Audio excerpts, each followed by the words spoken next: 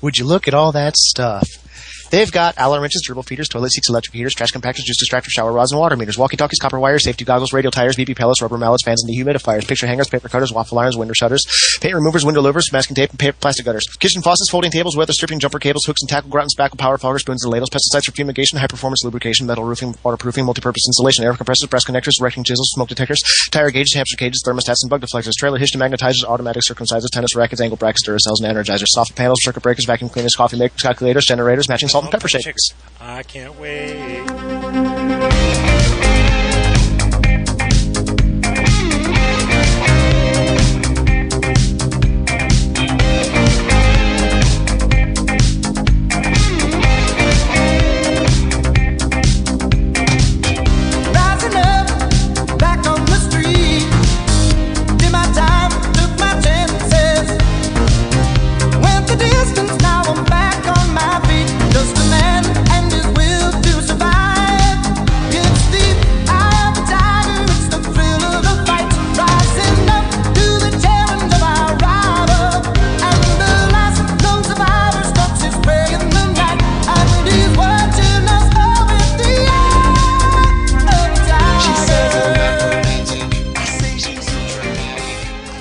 Back to the Bunnycast. We are here once again with You Will Never Know, Sir Xepharon the Prepared, and of course Squato. And I'm your hostess, Dame Helen, the LeatherClad. We're going to just jump straight into our discussion topics. I know that Squato, you wanted to update us on what's going on with the Australian elections, and I am actually interested in hearing what you have to say. Okay, short answer. No one won! Yay! Anarchy! No, honestly, God, it's a hung parliament. It's the minimum amount of seats required to get into office is 76. That meant that you're actually in a majority out of. Actually, out of how many? House of Reps. I'm just offhand. I'm not too sure. You'd think it'd be you would think it would be an odd number. It is. As opposed to 76, that's an even number. Oh, if you have an odd number of total seats, then an even number for a majority still works. Okay. Yeah, okay. They just need to have the maximum, which is okay. The structure is members are 150 seats, so 76 seats is the majority. Yeah. So, for those of us who do not live in a parliamentary system, why is it important for the majority party to have a clear majority? The reason why you've got to have it goes down to this, is the fact that with the parliament, you don't, everything that's done in there is done there. For instance, because I know in America you have the presidency, I think some countries have something similar. Australia, what would amount to a presidency would be the Governor-General, and that's basically just a caretaker-honorary position. They really don't do much besides hosting hosting tea parties and by tea parties I mean a luncheon type event, not the American interpretation of a tea party. Because we're not that stupid. We understand what you mean by tea party. Jeez. No. I've run into people. Hip, no, I have said tea party, and people are like, "Oh, they think I'm actually referring to that." So that's why I'm making that clarification. Would you like another glassful, sir?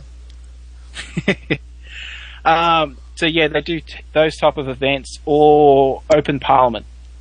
That's basically it. That's more like the vice president than the president. But they do, it's a caretaker thing, but they're the position of, for the Queen, they also do have real power. For instance, if it's felt that the Parliament is not working for the people, they have the power to actually dismiss the government. That is, withdraw the writs of office. Well, that's interesting. That has happened once. It's known as a dismissal, and it's the closest that Australia has ever come to civil war. I'm not joking. Oh, no, I believe it. It didn't happen that way, but it was tense. 70s? 75. Yeah, that'll do. The interesting little thing that happened after that was America made a very odd statement saying that after the dismissal, the US government said, "We will never interfere with Australian politics ever again." Yeah. There is absolutely no explanation as to what that statement was coming from, what it meant, and why they made it. That's a little strange. Yes. So, but yeah, parliamentary system is basically the parties themselves. They're in the parliament. You have your cabinet is members of the front bench. Basically, the front bench is the main people of the party, and the party is whoever owns the most or has the most amount of control, largely coming down to who has the most seats. Hung parliament is when you have an equal or majority. In this case, Labor, who is the main the main party who held government from before, they have 72 seats. Currently, the coalition, which is the Liberal Party and the National Parties, basically the right-wing side, they're currently holding 72 seats. Uh-oh. So not enough power on either side to pull off a majority. So, all right. So let's say such a situation happened in the United States Congress, where the Democrats and the Republicans had generally an equal number of seats. That actually happened during G.W. Bush's administration. We just kept going. So for the American audience listening to this, it's not clear to us why it should be that if your House of Elected Representatives doesn't have a clear majority, why all of a sudden government stops. It's not so much stops, but the thing is that you need to have a majority to actually govern. You need to have a majority to have... Well, this is under the Westminster type of system. That's what Australia has. Westminster system, for those that are not sure, it's basically the countries that came off from England. It's this, which is that you have an upper house and a lower house. The lower house is the House of Representatives in Australia. I mean, it's the House of Commons in England. That's basically where most of the actual governments happens. This is where any laws and anything of those nature is actually discussed and put down. Then it gets passed up to the Senate, which is the upper house. The upper house, they will vote, and if they vote and pass a motion, that's a new law. If they don't pass the motion, it gets back down to the House of Reps, who will then try and work on it again. If the House of Reps don't allow a motion to pass, which is a new law, it dies there. So that's basically how they work. You want to control the House of Reps. Hey, I hate to do this. I know it's kind of in the middle of the thing, but something has come up. I do got to drop out. I do apologize. Everybody, have yourself a good week. I'll see you next cast. Right. All right, thanks, Zeph. There's Zeph. So yeah, that's basically how those work. Getting the majority there, you don't quite need to have the majority, but it helps a lot, especially if you're trying to do any government work, such as new laws or anything happens. Because if you don't have the majority, the opposition is just basically going to stonewall you, meaning your government will be frozen in action. Because trust me, they can get nasty as opposed to working with the other side. They'll just go, no, we don't want you to do this because we don't feel this is good, and we want to make sure that we can establish ourselves as a good people, for the next election because you didn't do anything.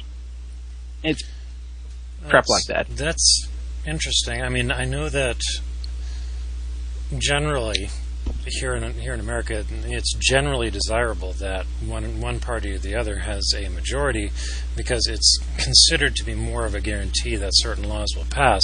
But even with that, pass it down to the rugged individualism, close quote, of Americans, where we don't have to worry about any particular party just dominating that much because we've had enough back and forth where party lines are crossed over. I mean, even with most people don't know this, but John McCain actually was considered to be the most liberal member of the Republican Party for a long time. And then he swung back towards being more conservative, etc. But he was considered to be the most liberal member of the Republican Party in the Senate, I think, or was the House of Representatives. Anyways, whichever house it was he was in, he was considered to be one of the most liberal Republicans because he kept siding with Democratic Party members to sponsor laws and generally do things that most conservatives did not like. I remember actually the NRA starting to form coalitions against John McCain. They never went anywhere, but it's one of those things where John McCain, now considered to be one of the most conservative members of the Republican Party, he voted along with Democratic and liberal bills because that was his conscience. That was how he chose to vote. And we just don't have the hung Congress, if you will, that we hear about coming from overseas when one party doesn't have a clear majority. And I should point out that what you're saying with that is this is actually this is not a common situation. This is the first time it's happened in 70 years that there's been a hung parliament in Australia. Right, but what I'm saying is that again, we just don't have a hung Congress ever. But that might not be the case, because the reason why I'm saying with this is, one of the points I was going to make, and I'll jump into a bit earlier now, is what happened in England, which is how they got the hung parliament there, which is some of the reasons for that is similar to what happened in Australia and other Western, well, by Western I'm basically referring more to those that came off England, the colonies, right, and things like that. So that means the post-English countries. Yes. So that's why England and that's why Australia, who are probably the two big ones who have had their elections. The next ones that are coming up, which would be, say, Canada and US, I think, I don't know when New Zealand's coming up, but hey, who cares about New Zealand anyway? Yeah. Those two countries, these issues which have basically caused their national governments to basically freeze into hung parliament situations, which are basically leading to the fringe groups getting a much larger voice than what they would normally be. It's going to develop. The worry is, it seems to be coming from the national party heads of those places, is that's going to likely happen there. That is that you're not seeing what normally happens, a swing to either the right side or a left side. You're just seeing people staying either on the right and left, and those in the centre just going, you know what, fuck it, and just going in the centre part. Right. But again, it's just very odd for an American to be hearing about a government basically seizing up like a rusty machine, because we just don't experience that. The closest we have ever come to that was during the mid-90s, when the Republican Party basically just said, you know what, we're going to stop working for a while because we can't get a balanced budget. And then that ended really quick. And even then, not all the Republican Party members joined in with that. Yeah, well, it's a hard thing to say, like, what if this is really going to be the case with you're saying, so the government's completely seized up, because, as I said, it's very rare in Australia. It's all comes down to conventions, and 70 years, no one can recall. And even then, no one even is aware what would happen. So you might have a situation which freezes up, and that basically was what happened to the Whitlam government, hence you had the dismissal. Or you might see them working together, some form of system working out where one party actually is able to form a government that works. Granted, it's not a very strong one, but it's in a position which they can get things going for the next 3 years. Right. Or worst case, if your car breaks down, you're not going to object to the bicycle somebody gives you. No. Or the worst case is if they can't get it to work. This is one of the other things about with the Australian system. If you can't get a government to form before Parliament comes back in 2 months after, generally 2 to 3 months after the election has been finalised, if there is no government has been formed, say in this case, well, we'll get to the breakdown a bit later, but if they can't form something, the Prime Minister will just if the opposition hadn't actually formed a government themselves, Prime Minister's just going to come forward. They'll make the announcement for the new government, the new Parliament, saying, we're going to now vote if this is a Parliament for the Australian people that we wish to continue. If the vote is no, then immediately that Parliament is dismissed without any action and a new election is called. Oh, that's interesting. Not what I would do. So they don't force, this is the same in England, you don't force the Parliament onto the people if it's locked up. You can basically, they'll try and negotiate something into a working form. If it fails, well, they'll just do it again. Problem is, they'll have to keep doing that until they get something that works. At some point, one party or the other is going to say, fine, take it. We're done. We're tired of this. Leaders should just bare-knuckle box until one falls. The other one can win. Simple and watch. You really don't want to see that happen with the party leaders in Australia. Yep, I really must keep mouth shut. Already pissed off half of audience with last recording. It'd be awesome to see those two box in suits. You know what? I'm going to show you the reason why I make that point. Tony Abbott in a swimsuit, if I can get the image of it. It's okay. We'll take your word for it. Holy fuck, what happened to Google? This image. Is this the first time you've done Google image search in a while? Is your I did it this afternoon at work and it was fine, and now all of a sudden it's just... I'm getting about 10,000 images showing up at once. Yeah. I guess it's just they hadn't rolled it out until today.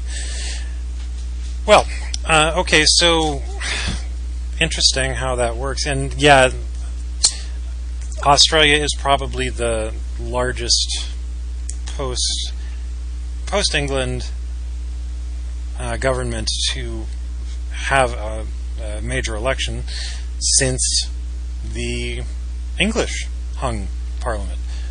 Yep. Whatever happened with that? Does anybody know? And I wish in England, the Liberal Democrats signed with the Tory Party, which is the right side of Parliament. There we go. That's Tony Abbott in his budget smugglers. What's wrong with his face? That's the Mad Monk. Okay, so in England, what happened is that the Tory. It came down to which party was going to be the one. The Liberal Democrats basically, I don't know where the hell you're going to describe it, besides anti-European Union, one thing. They don't seem to have much policy besides that. They were the kingmakers, they were the decision makers, whichever side they sided with, because they had enough. The Tories had more votes more seats overall than Labor did, but Labor could have still formed the government, and then ultimately the Liberal Democrats went with the Tories because they felt that they had more right to govern since they had more seats overall. I see. So that's why they sided. That's not the case in Australia. But yet, over in England, the Tories basically formed government with the Liberal Democrats. The Liberal Democrats held whatever England calls the Deputy Prime Minister. I think they call it that, but I don't know. I'm not English. Well, if it comes up next time Sailorfish is on the cast, then we'll worry about it then. So let's move on. We've got... actually, no, there's a bit more with basically on that, as I was saying, is, and don't worry, some of the reasons why this is the case is one of the things is with Australia, we came out from the GFC pretty well. We, in fact, were the only Western country that didn't actually fall into debt. The Liberals basically argue quite strenuously on the point that, hey, you don't need to vote for Labor because they're destroying the economy. Besides the fact that they didn't actually put it straight.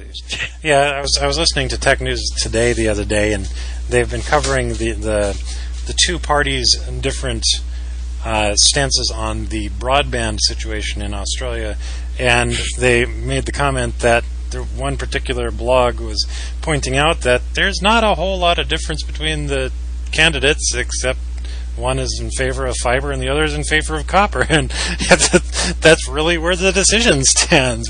Which one you want going to your house? Actually, it's a bit more funny than that, because with Tony Abbott actually doesn't know too much about the internet. In fact, he says that he never really bothered with it, and now he's saying, or the general joke is that he only just found out about the internet 5 days ago. It's full of numbers, and that can't be good. Oh, internet, that's a hot button topic. People seem to like this internet. I'll say something about it. Because the Labor plan was, we're going to basically spend $42 billion rolling out this huge infrastructure program, which is going to make sure that you've got a full network for 95% of the Australian populations, and the rest will be serviced by satellites service and any other things, so that you're getting people getting top-of-the-line network, and it's setting itself up for years to come. Liberals' idea was, we'll only spend $6 billion, we'll pass it on to the industry itself to decide the best way it was to deal with it. And because that worked so well here in the United States. And that worked so well previously in Australia. Because the point you should remember, Labor has only been in power since 2007, aka the last election. All the people in charge of the Liberal Party were previous ministers in the Howard government. The Howard government had been in charge of Australia since 1995. And they're all making the point about how great, well, they're not quite making the point about how great they are when they were in power before, because they got trounced in the last election. So they're saying, well, if you vote for Liberals, we're going to build a better Australia. We're going to build these infrastructure programs. We're going to do this. We're going to do that. People were making the point of, well, that's great. Why didn't you do that when you were in power last time? Yeah. Because, This may surprise some of the listeners, but I am not in favor of so-called crony capitalism, aka mercantilism, because that is a bastardization of the genuine nature of capitalism. And what we have going on with the broadband providers here in the States, and with apparently Australia as well, and most developed nations, in fact, is frankly a form of crony capitalism, because there is no real honest-to-goodness competition in the broadband space. And when the government just passes a bunch of money to these monopolies or duopolies who have absolutely no incentive to improve anything, because frankly there's nowhere else anybody can go, they say, thanks for the money, you give us more money. Well, yeah, we'll do something with your money. We will make sure everything's going to be worked out perfectly fine. The money gets sent to them. Oh yeah, we're doing things with your money. It's a lot similar to what happened with Iraq, which is the big questions being asked about that $12 billion that was to be, no, $24 billion was to be spent on the reconstruction of Iraq after the war. They've estimated that something like 2.6% of that $24 billion can be found. Yeah. Not very much of that, like less than 10% of that 2%, was actually spent on reconstruction work in Iraq. The rest of that was spent on doing things inside Iraq for the people that were going to do the reconstruction work. That's of that 2.6%. The rest of that $24 billion, no one has any idea what happened to it. Well, I think that comes down to the old trope about, if the number gets big enough, people they can't think about it. It's not a matter of whether they want to or not. It's just it's too big, and their brain can't. Too many zeros, digits, commas. Hey, that's better. I'm not thinking about it anymore. Yes.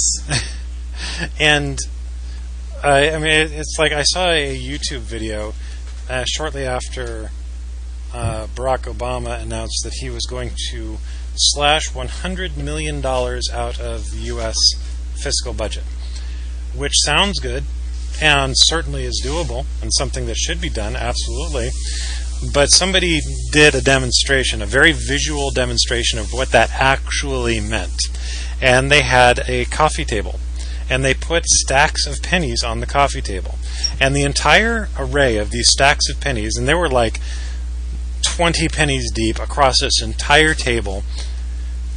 And it was like probably 4 feet by 4 feet on this table, just stacks and stacks and stacks of pennies. Remember, this is 1 cent, the smallest denomination of money you can get in America.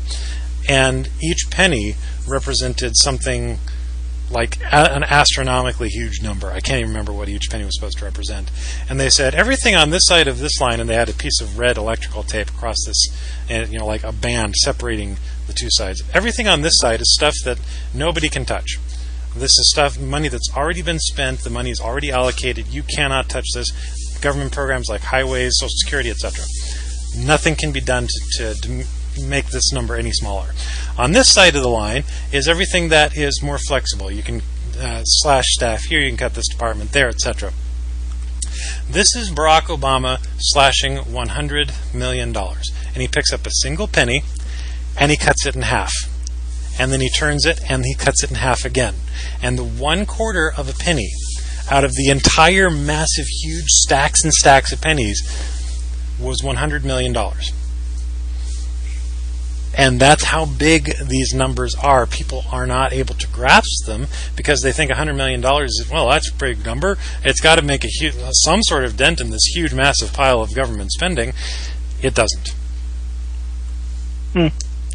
So it's a fantastic demonstration of what government spending actually gets to look like beyond a certain point. Yeah, because, that's the point that even nowadays is being made with Australia, because about 2003 or something like that, we actually broke the $1 trillion mark, meaning that Australia has an economy that's in the trillions of dollars. US is about globally it's about, call it $30 trillion, so in the US is about $7 trillion, give or take. Right. And England, so yeah, that's why these big monies, that's just a drop in the bucket. Yeah, and you will never know, thank you. Dug up the video I'm referring to. It's the Obama Budget Cuts Visualization video.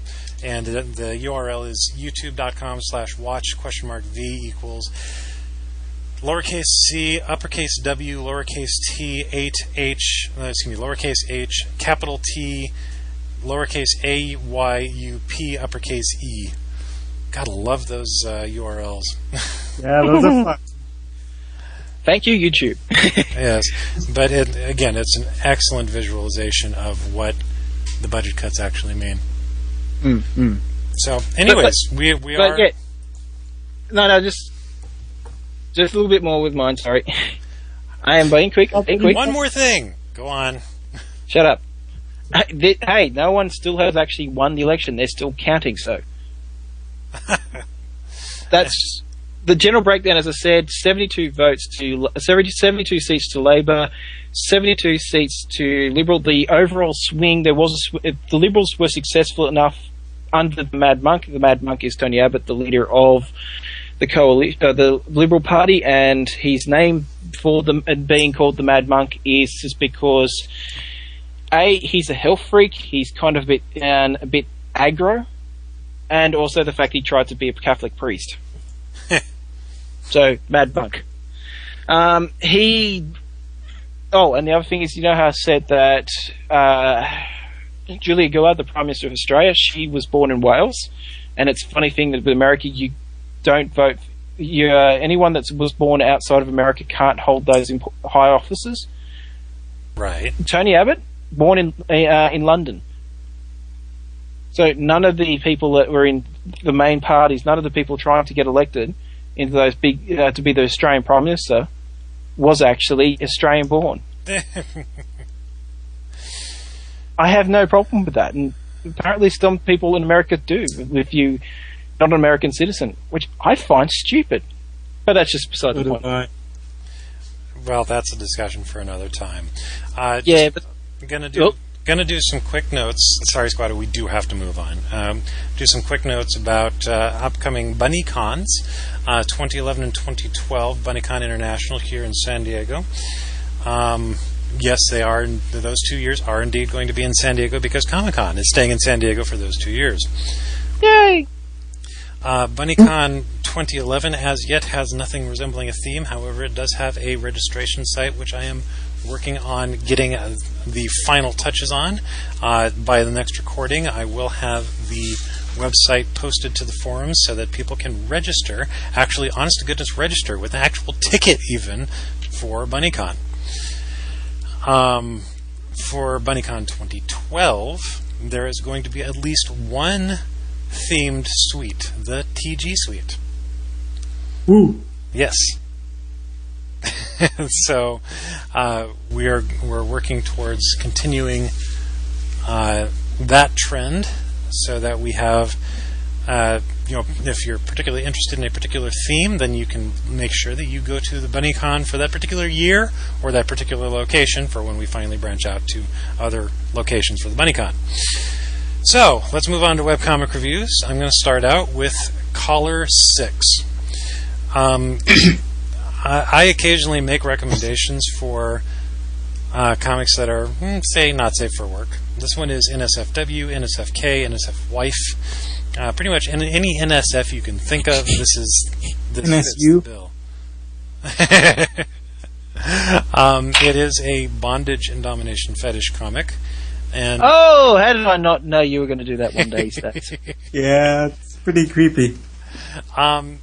The reason I'm mentioning it is because, to be quite frank, it's less of a bondage domination fetish comic, even though, yes, there are scenes, and yes, the subject matter is about bondage and domination.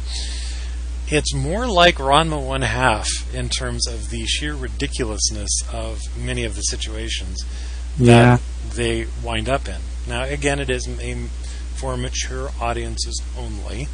Nothing is explicitly shown per se, although I'm sure there are many people who would question the, say, vinyl catsuits that the characters tend to wear all the time.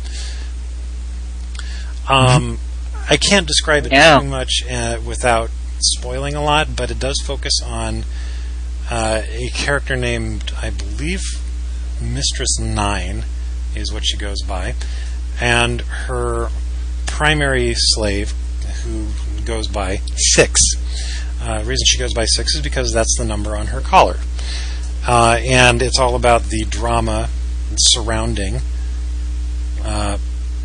6 and the other characters within the comic. And right now there is a story arc going on involving this rogue mistress who is basically trying to break other mistresses in direct violation with the bylaws and rules of the organization that they're all a member of. You have to register in this organization if you're going to be an active slave or mistress in this particular area.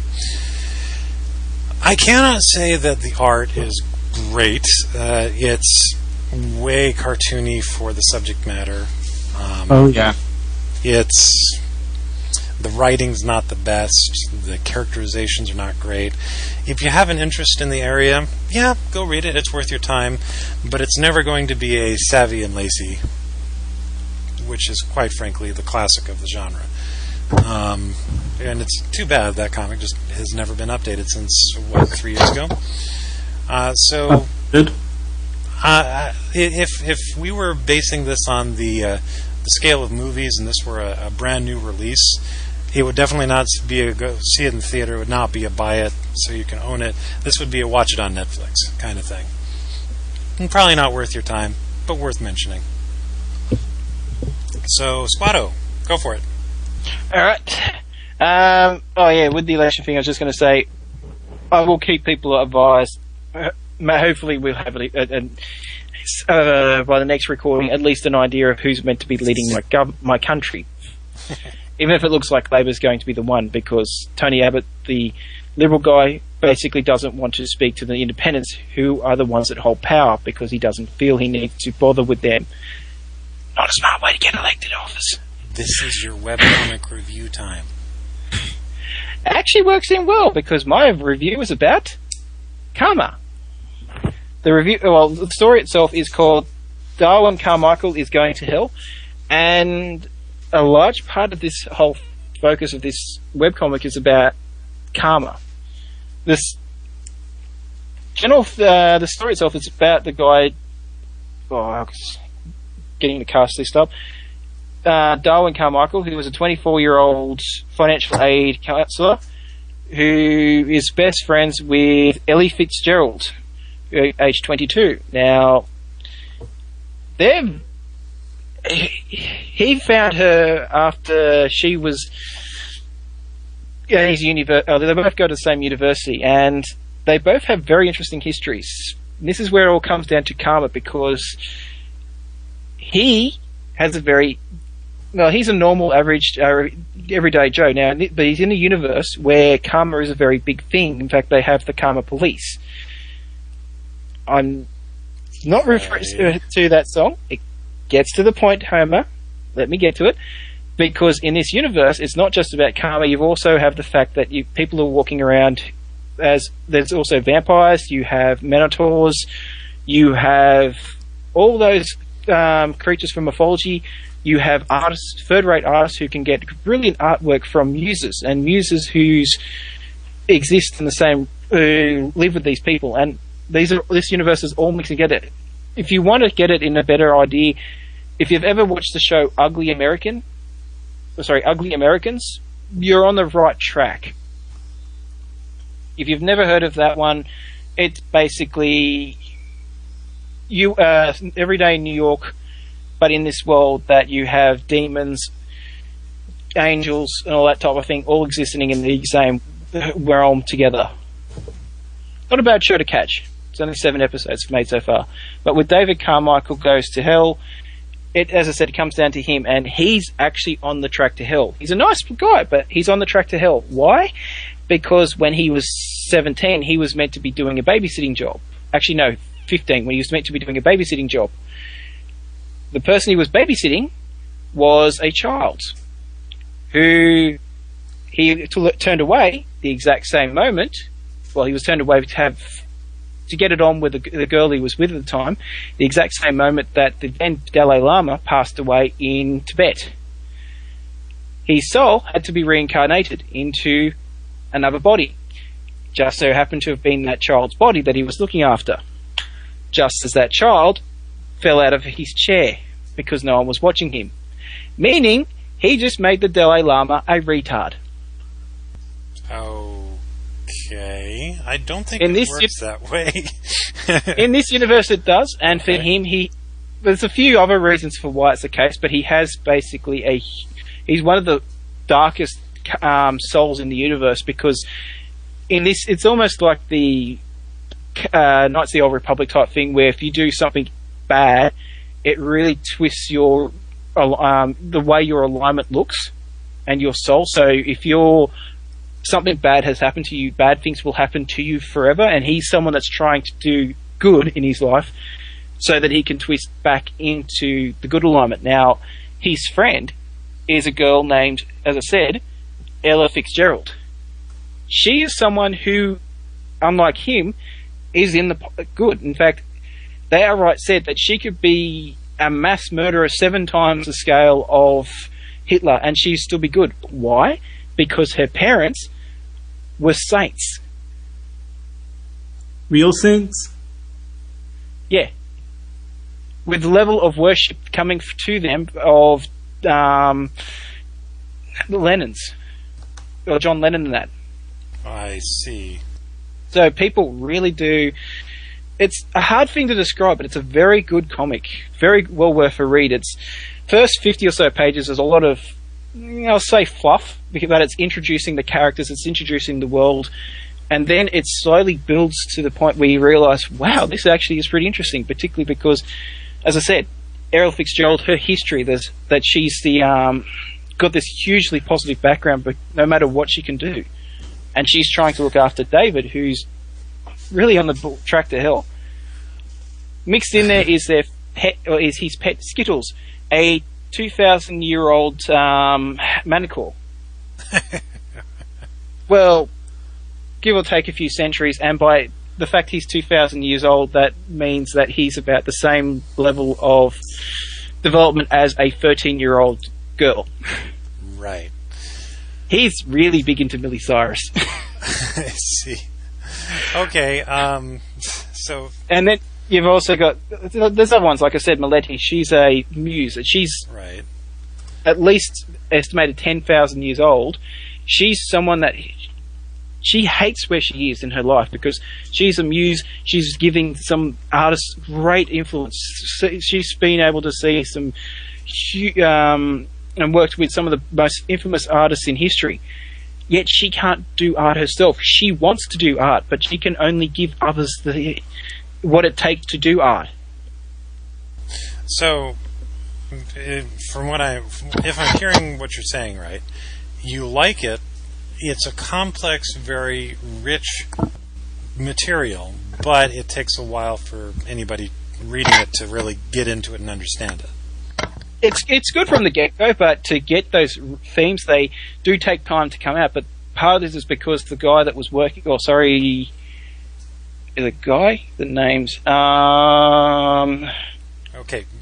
David, the guy that creates a comic, he doesn't outright go into the details of the world. He just basically focuses on the characters, not the world. The world slowly starts to drift in, and then when you realise the true scope of the world... You've really gotten into the characters, and they are actually the focus of the story. That's very good. That's very good.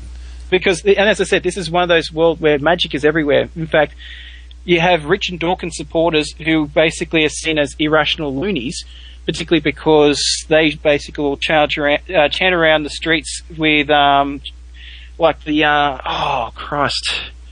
who's the ones that wear orange things at the airports? Hare Krishnas. And they hand out flyers asking if you want to have, if you accept Charles Darwin as your personal naturalist. That's funny. Okay. It's little things like that I say. It doesn't outright come up, but it builds as you get into it, and it's well worth a read. Yes. I would highly recommend this and say people start reading this, because trust me, you'll be viewing this as one of your top comics. And Homer, I'll get you to read the address because it's almost 5:30 in the morning, so read. You Will Never Know. Let me read that, and then we'll get to your webcomic review. It's DCisgoingtohell.com. So, okay, go ahead and take it away. Well, my comic is called Trying Human. It's a comic about alien abductions by the Greys. The main character's name is Rose, and she's as you might guess, victim of the occasional alien abduction. Now, it's somewhat of a romantic webcomic because one of the aliens has become somewhat infatuated with her and is beginning to question why they're doing this. On the other side, we have the American government who works alongside of these aliens, allowing them to abduct people so that they won't abduct more people and the occasional cow, while at the same time trying to figure out how to kill them all. Yeah, it's pretty well done. The lines are pretty crisp. There's good backgrounds. It's rich, a little soft. But what really carries it is the writing. The characters are all confused. They're trying to find their footing. And while this happens, we have a secondary story happening in the 1940s regarding the original Roswell incident, which is at the same time affecting the characters in the present day. Interesting.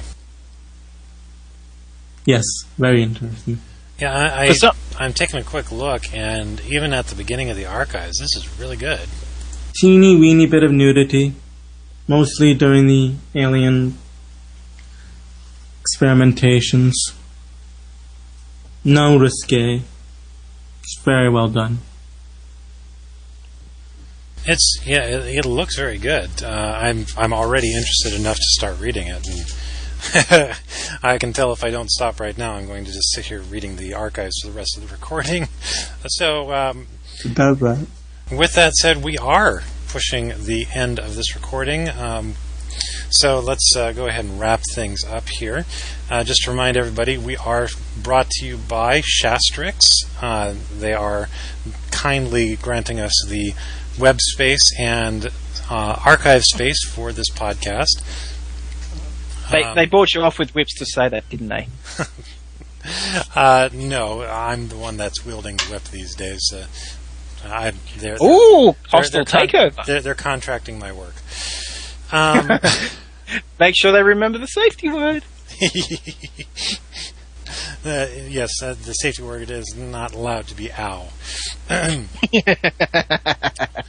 Killerfish is unfortunately not here. Last I heard, he was making efforts to join the military, which may be where he is. Haven't heard. Squato, do you have Go on. No idea. He was meant to do a meet-up last weekend with me. He had it all set up. He had it on his computer screen. It was the first thing that flashed up. He was going to make sure he was there. He never showed. Squato, do you have a project you're working on? Not going insane with work. That's always a good thing. Zeph, unfortunately, couldn't be here for the closing, but he is working on moving to Texas. So maybe next time we record, he'll be in Texas. Maybe he won't. It's too bad he's not here to tell us. In any case, you will never know. You have a project that you're working on right now? I'm building a staircase into the side of a mountain. Is it a stairway to heaven? No, it's a stairway to a valley. So you're building a staircase going up to go to a place that goes down. Actually, I'm building it from the top down. Oh, okay. A lot of sweaty work. Yes, I would imagine that. Probably outdoors, probably under the sun, all day. Right? Very humid. Yes. Okay. And as a reminder, hopefully better work than someone that was trying that a couple of years back in Australia, and he was building because he wanted to build something down in this valley.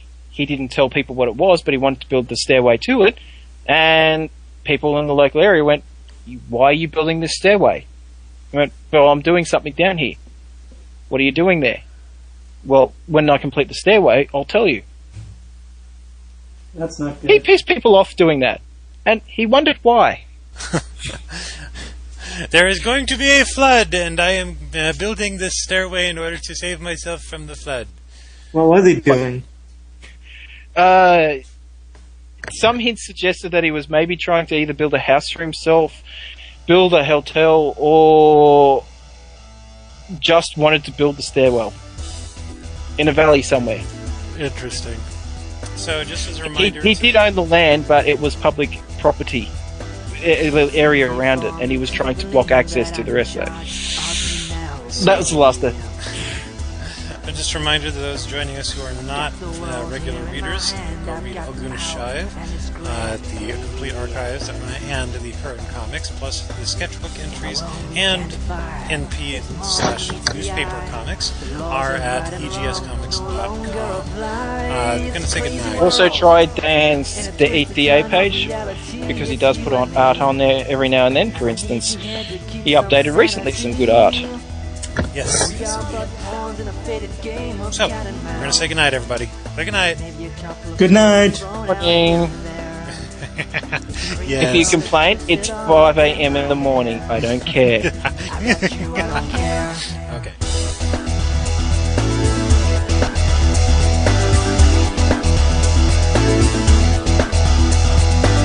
Sometimes I feel like I'm controlled like a hero in a comic book, baby. Chasing one day after the next. No settle down, no easy text, baby.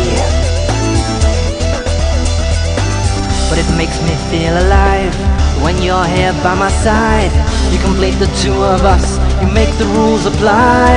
It's a crazy world, in a twisted turn of reality. It's you and me, and I need you here to keep some sanity. We are but pawns in a faded game of cat and mouse. Maybe a couple of headshots thrown out here and there. This crazy world is all messed up, all in my hair. I've got you, I don't care.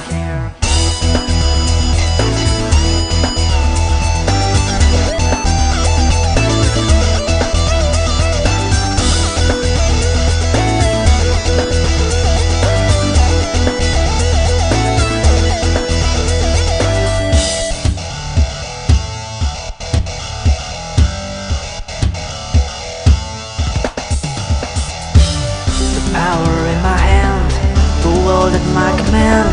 But now all that I want is just to be your man. It's a crazy world, in a twisted turn of reality. It's you and me, and I need you here to keep some sanity. We are but pawns in a faded game of cat and mouse.